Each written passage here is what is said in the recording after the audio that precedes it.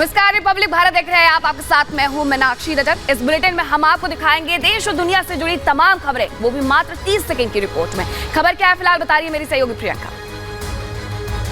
धन्यवाद मीनाक्षी। नमस्कार, मैं हूं आपके साथ प्रियंका शर्मा। बुलेटिन की शुरुआत बड़ी खबर के साथ करेंगे। देखिए, इन दिनों एक नाम बहुत ज्यादा चर्चा में है और वो नाम है पंडित धीरेन्द्र कृष्ण शास्त्री। आज इन्हीं के समर्थन में राजधानी दिल्ली में रोहिणी में जो जापानीज पार्क है वहां पर एक पूरा विरोध प्रदर्शन निकलेगा इनके समर्थन में, क्योंकि लगातार इनके खिलाफ आवाज उठाई जा रही है। पूरी खबर आपको दिखाते हैं 30 सेकंड की रिपोर्ट में। इन दिनों देश भर में एक नाम सबसे ज्यादा चर्चा में है, वो है बागेश्वर धाम के पंडित धीरेन्द्र कृष्ण शास्त्री। अपने करिश्माई ताकत के चलते बागेश्वर बाबा पर कई लोग अंधविश्वास फैलाने का भी आरोप लगा रहे हैं, तो कुछ बाबा के समर्थन में भी उतरे हैं। आज दिल्ली में बागेश्वर बाबा के समर्थन में बागेश्वर बालाजी शिष्य मंडल द्वारा एक शांतिपूर्ण धरना का आह्वान किया गया है। बता दें कि यह धरना दिल्ली के रोहिणी स्थित जापानी पार्क में दोपहर 12 बजे शुरू होगा, जिसमें कई लोगों के जुटने के आसार हैं। तो बागेश्वर वाले बाबा यानी कि पंडित धीरेन्द्र कृष्ण शास्त्री, जिनके समर्थन में तमाम नेता भी उतर आए हैं। ऐसे में केंद्रीय मंत्री गिरिराज सिंह ने साफ तौर पर विरोधियों को चेतावनी भी दी है। क्या कुछ कहा उन्होंने, आपको सुनवाते हैं और आपको दिखाते हैं ये रिपोर्ट।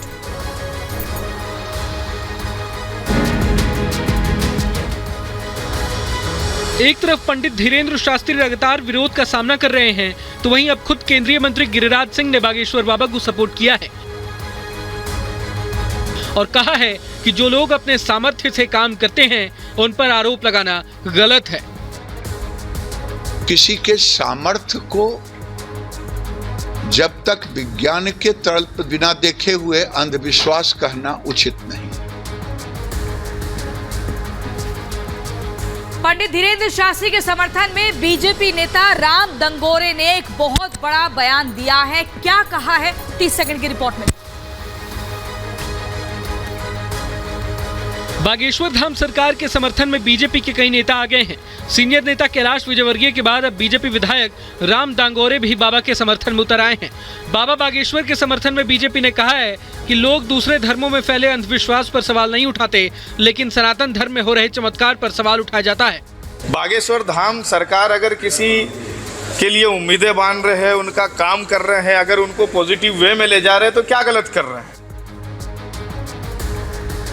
बागेश्वर धाम वाले बाबा पर जिस तरीके से विवाद बढ़ते जा रहा है, अब उसको लेकर के तमाम लोग हैं जो उनके सहयोग में भी उतर आए हैं। स्वामी जितेंद्रानंद ने भी उनका सहयोग किया है और साफ तौर पर यहाँ ये कहा है कि उनके खिलाफ पूरी की पूरी यहाँ पर एक रंजिश देखने को मिल रही है। किस तरीके का माहौल बनाया जा रहा है और क्या कुछ कहा है स्वामी जितेंद्रानंद ने, आपको दिखाते हैं ये रिपोर्ट। बागेश्वर धाम के पंडित धीरेन्द्र शास्त्री पर लग रहे आरोपों पर स्वामी जितेंद्रानंद सरस्वती का भी पक्ष सामने आया है। बता दें कि स्वामी जितेंद्रानंद ने बाबा बागेश्वर का समर्थन करते हुए कहा है कि आचार्य धीरेन्द्र को लेकर वामपंथी लगातार हमला बोल रहे हैं, लेकिन संत समाज उसकी निंदा करता है। देश का संत समाज धीरेन्द्र कृष्ण शास्त्री के पीछे चट्टान की तरह खड़ा है।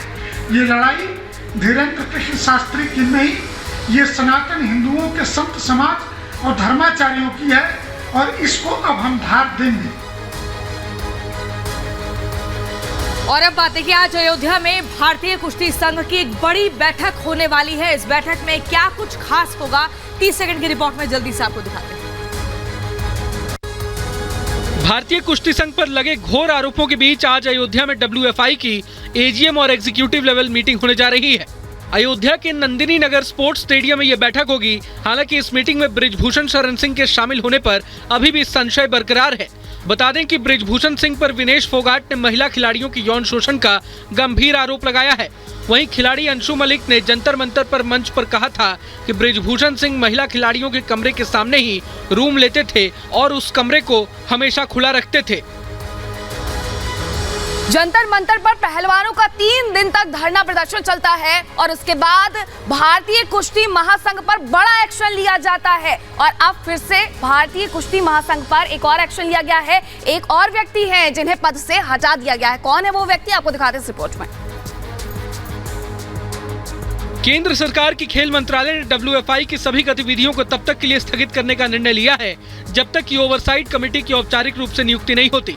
बता दें कि ये घोषणा 20 जनवरी को सरकार द्वारा एक निरीक्षण समिति नियुक्त करने के निर्णय की बात की गई थी, जो WFI की दिन प्रतिदिन की गतिविधियों को संभालेगी। इसके साथ ही WFI के सहायक सचिव विनोद तोमर को भी तत्काल प्रभाव से निलंबित कर दिया गया है। सूत्रों के मुताबिक एडिशनल सेक्रेटरी विनोद तोमर के खिलाफ ही सबसे ज्यादा शिकायत मिली थी। Bureau report, Republic Bharat. और अब आपको अगली खबर बता दें कि भारतीय कुश्ती संघ पर लगे आरोपों के लिए जांच होगी और जांच के लिए कमेटी का आज गठन होना है। ऐसे में कौन कौन से वो नाम होंगे, उन सदस्यों के नामों का भी आज ऐलान हो सकता है। पूरी खबर आप देखिए 30 सेकंड की रिपोर्ट में। खेल मंत्रालय भारतीय कुश्ती महासंघ के अध्यक्ष बृजभूषण शरण सिंह के खिलाफ लगे यौन उत्पीड़न और भ्रष्टाचार के आरोपों की जांच करने वाली निगरानी समिति के सदस्यों के नामों की आज घोषणा कर सकता है। सूत्रों के मुताबिक खेल मंत्री अनुराग ठाकुर, खेल सचिव सुजाता चतुर्वेदी और स्पोर्ट्स अथॉरिटी के डीजी संदीप प्रधान के बीच इस मामले पर हुई बैठक के बाद इसकी पुष्टि की गई है। वहीं आंदोलनकारी पहलवानों और WFI के बीच तनाव कुछ समय के लिए समाप्त हो गया, जब एथलीटों ने सरकार के आश्वासन के बाद शुक्रवार देर रात अपना विरोध वापस ले लिया था। और बिहार में सरस्वती पूजा को लेकर के अब दरअसल विवाद बढ़ते जा रहा है। सवाल ये उठ रहे हैं कि अगर भारत में सरस्वती पूजा नहीं मनाई जाएगी तो क्या पाकिस्तान में मनाई जाएगी? और इसी को लेकर के केंद्रीय मंत्री गिरिराज सिंह, उन्होंने भी निशाना साधा है। उन्होंने क्या कुछ कहा है आपको सुनाते हैं और आपको दिखाते हैं ये रिपोर्ट। केंद्रीय मंत्री गिरिराज सिंह ने बेगूसराय में सरस्वती पूजा को लेकर कॉलेजों के आदेश पर भी नाराजगी जताई है और कहा कि बिहार में सरस्वती पूजा नहीं होगी तो क्या पाकिस्तान में सरस्वती माता की पूजा होगी? बता दें कि बिहार के कुछ कॉलेजों में सरस्वती पूजा के अवसर पर माता की प्रतिमा नहीं लगाने के आदेश दिए गए हैं, जिसे लेकर गिरिराज ने नीतीश कुमार को भी आड़े हाथों लिया है।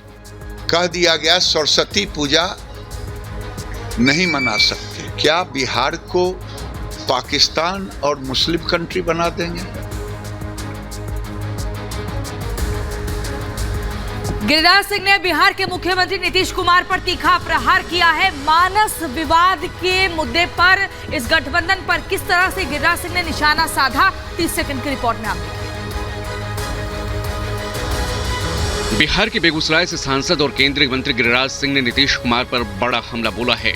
रामचरितमानस पर शुरू हुए विवाद पर गिरिराज ने महागठबंधन सरकार को आड़े हाथों लिया और मानस पर सवाल उठाने वाले मंत्री पर कार्रवाई की मांग की। यही नहीं, गिरिराज ने जेडीयू के नेता गुलाम रसूल के करबला वाले बयान की भी निंदा की।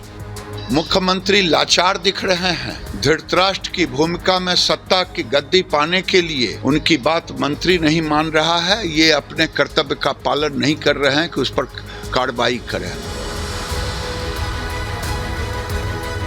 तो बिहार में आपने देखा कि किस तरीके से बवाल मचा हुआ है, कभी सरस्वती पूजा को लेकर के तो कभी रामचरितमानस को लेकर के। अब बात करते हैं असम की। दरअसल असम के मुख्यमंत्री हेमंत बिस्वा शर्मा ने यहां पर एक बयान दिया है मदरसों को लेकर के। क्या कुछ कहा उन्होंने, आपको दिखाते हैं इस रिपोर्ट में। असम के मुख्यमंत्री हेमंत बिस्वा शर्मा ने मदरसों को लेकर बयान दिया है। उन्होंने कहा कि हम राज्य में मदरसों की संख्या कम करना चाहते हैं। हम मदरसों में सामान्य शिक्षा देना चाहते हैं और मदरसों में रजिस्ट्रेशन की व्यवस्था शुरू करना चाहते हैं। असम के सीएम ने कहा कि वे इस पर मुस्लिम समुदाय के साथ काम कर रहे हैं और वे असम सरकार की मदद कर रहे हैं। बता दें कि मुख्यमंत्री ने असम के दिसपुर में एक प्रेस कॉन्फ्रेंस के दौरान ये बयान दिया है। Bureau report, Republic Bharat.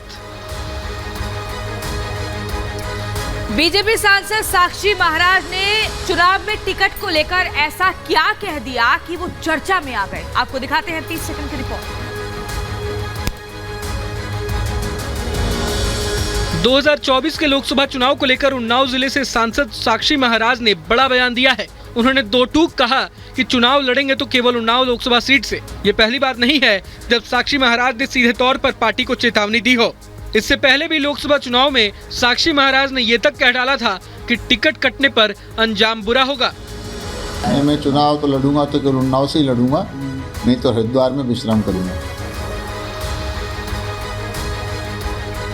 और देश की राजधानी दिल्ली से जो वीडियो सामने आया है गणतंत्र दिवस की तैयारियों का, उसे देख करके आपका जोश भी हाई हो जाएगा कि आखिरकार किस तरीके से हमारे जवान रिहर्सल कर रहे हैं। और ये रिहर्सल दिखेगी 26 जनवरी की परेड में। देखिए ये रिपोर्ट। 26 जनवरी को होने वाले गणतंत्र दिवस समारोह के लिए तैयारियां शुरू हो चुकी हैं। इसके लिए जवानों द्वारा मुख्य समारोह के परेड के लिए दिल्ली में पूर्वाभ्यास किया जा रहा है। विजय चौक पर परेड की रिहर्सल चल रही है, जहां कड़ाके की ठंड में जवानों को रिहर्सल करते हुए देखा जा सकता है। रिहर्सल के दौरान जवानों का जोश हाई दिखा। दिल्ली में ठंड और कोहरे के बीच जवानों की रिहर्सल का शानदार नजारा देखते ही बन रहा है। वहीं बता दें कि 26 जनवरी के रिपब्लिक डे के कार्यक्रम को देखते हुए 25 जनवरी की रात को भी इलाके में भारी वाहनों का प्रवेश बंद रहेगा। तो रिपब्लिक डे के मौके पर दिल्ली सहित नोएडा में भी सुरक्षा के पुख्ता इंतजाम कर दिए गए हैं। चप्पे चप्पे पर नजर बनी हुई है पुलिस प्रशासन की। क्या कुछ खास व्यवस्था की जा रही है इस बार, आपको दिखाते हैं 30 सेकंड की रिपोर्ट। गणतंत्र दिवस को लेकर दिल्ली सहित आसपास के इलाकों में भी सुरक्षा व्यवस्था कड़ी कर दी गई है। दिल्ली से सटे नोएडा में गणतंत्र दिवस से पहले पुलिस ने तमाम मेट्रो स्टेशन, मॉल और भीड़-भाड़ वाले इलाकों में पेट्रोलिंग की। वहीं गणतंत्र दिवस की परेड और उसकी तैयारियों को लेकर नोएडा ट्रैफिक पुलिस ने एडवाइजरी जारी की है। इसमें पहले चरण में भारी वाहनों का प्रवेश दिल्ली में आज रात 10 बजे से बंद होगा। इसे सोमवार को 1:30 बजे दोपहर में खोला जाएगा। इसी तरह 25 जनवरी की रात को भी भारी वाहनों का प्रवेश बंद रहेगा, जो रिपब्लिक डे पर 1:30 बजे खुलेगा। और आने वाले वक्त में मध्य प्रदेश में विधानसभा के चुनाव होने वाले हैं और ऐसे में भारतीय जनता पार्टी पहले से ही तैयारियों में जुट गई है। आज मेगा रोड शो होने वाला है। क्या कुछ खास रहेगा इस रोड शो में, आपको दिखाते हैं ये खबर इस रिपोर्ट में। मध्य प्रदेश सरकार आज सिंगरौली में मेगा रोड शो का आयोजन कर रही है। इस रोड शो में देश के रक्षा मंत्री राजनाथ सिंह भी शामिल होने वाले हैं। इस मेगा रोड शो के जरिए मुख्यमंत्री शिवराज सिंह चौहान एक अहम संदेश देना चाहते हैं। जानकारी के मुताबिक आज सिंगरौली में आयोजित रोड शो में भू अधिकार प्रमाण पत्र वितरित किए जाएंगे। कार्यक्रम के मुख्य अतिथि राजनाथ सिंह होंगे। वहीं कार्यक्रम में 25,000 से अधिक हितग्राहियों को भूखंड आवंटित किए जाएंगे।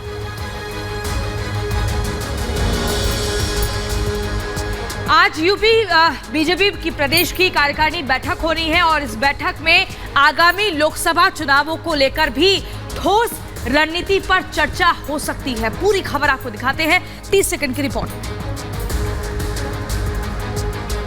उत्तर प्रदेश बीजेपी की प्रदेश कार्यकारिणी की बैठक आज लखनऊ में आयोजित होगी। बीजेपी प्रदेश अध्यक्ष भूपेंद्र चौधरी ने मीडिया से बातचीत करते हुए कहा कि पीएम मोदी के मार्गदर्शन और सरकार द्वारा चलाई जा रही योजनाओं के माध्यम से बीजेपी आगामी कार्यक्रमों की रणनीति तैयार कर रही है। वहीं बता दें कि बैठक में योगी सरकार के समर्थन में राजनीतिक प्रस्ताव पारित किया जाएगा। वहीं लोकसभा चुनाव 2024 के मद्देनजर संगठन की कार्य योजना भी पेश की जाएगी। और अब खबर काशी से है, जहां काशी में आज वोट रैली का आयोजन होने वाला है। खुद मुख्यमंत्री योगी आदित्यनाथ इसे हरी झंडी दिखाने वाले हैं। क्या कुछ खास रहने वाला है इस रैली में, आपको दिखाते हैं इस रिपोर्ट में। भारत सरकार ने काशी के नमो घाट पर सीएनजी वोट रैली का आयोजन किया। केंद्रीय पेट्रोलियम मंत्री हरदीप पुरी, राज्य मंत्री रामेश्वर तेली और उत्तर प्रदेश के ऊर्जा मंत्री ए.के. शर्मा संयुक्त रूप से वोट रैली को हरी झंडी दिखाकर रवाना करेंगे। इस कार्यक्रम में सीएम योगी आदित्यनाथ भी मौजूद रहने वाले हैं। बता दें, इस रैली का उद्देश्य लोगों को जीरो इमिशन ऊर्जा और सीएनजी के प्रति जागरूक करना है। यही नहीं, ये प्रयोग भारत को वैश्विक आर्थिक विकास का इंजन बनाने, दोनों के रूप में काम करने का अनूठा अवसर प्रदान करेगा।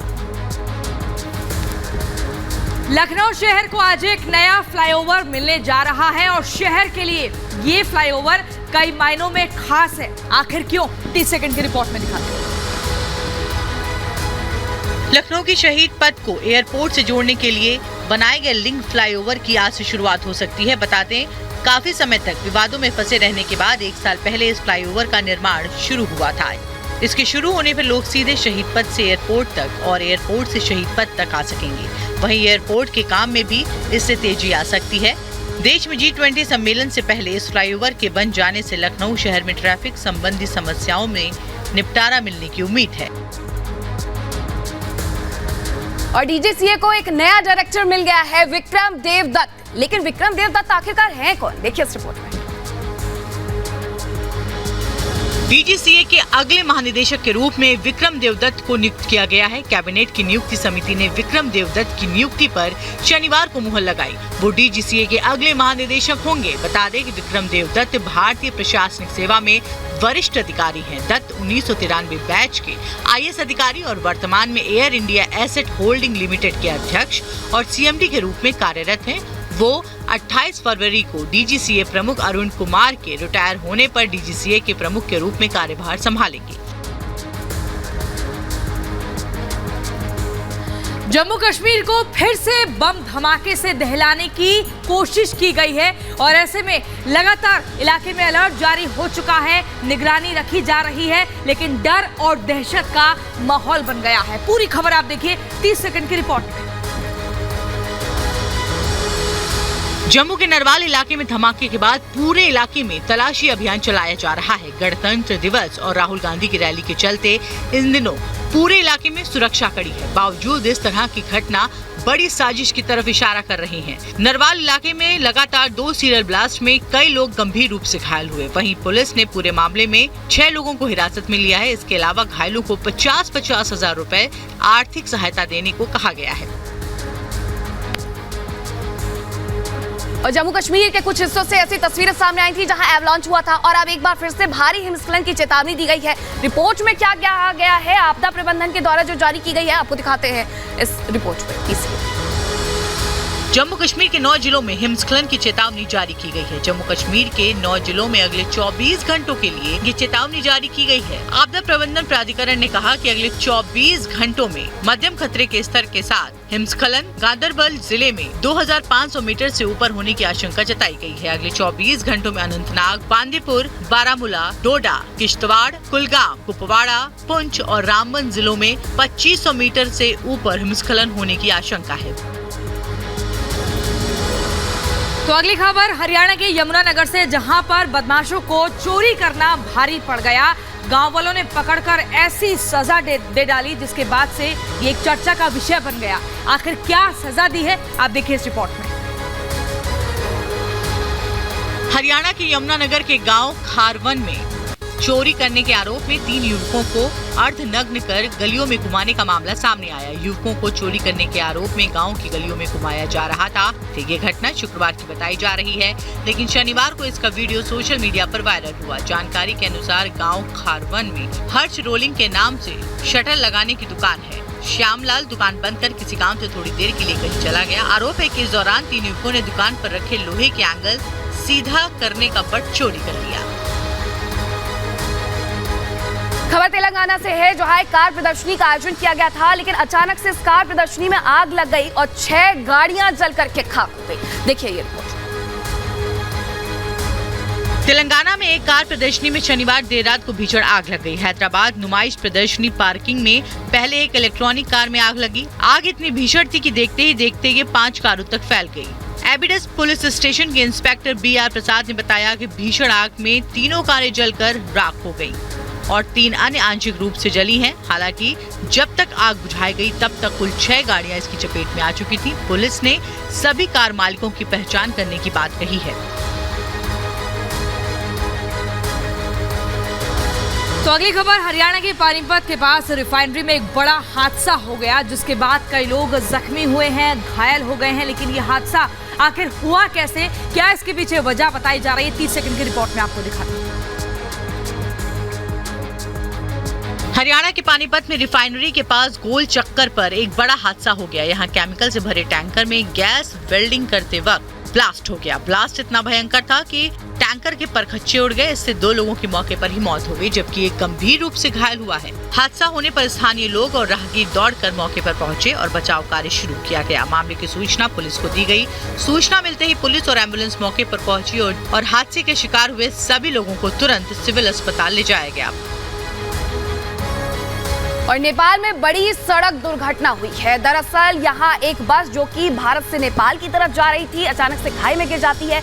और कौन घायल हुआ है, कितने लोग घायल हुए हैं, क्या कुछ अपडेट है, आपको दिखाते हैं इस रिपोर्ट में। नेपाल के सीमावर्ती इलाके में बड़ा हादसा हुआ। मौनी अमावस्या के अवसर पर नेपाल के त्रिवेणी धाम से स्नान कर वापस भारत अपने घर लौट रहे श्रद्धालुओं से भरी बस सीमावर्ती क्षेत्र महेशपुर में अनियंत्रित होकर पलट गई। हादसे के बाद मौके पर अफरा तफरी मच गई। बस पलटने से उसमें सवार 45 लोग घायल हुए हैं, जिनमें 10 बच्चे शामिल हैं। घायलों को इलाज के लिए पृथ्वी चंद जिला अस्पताल नवल परासी में भर्ती कराया गया।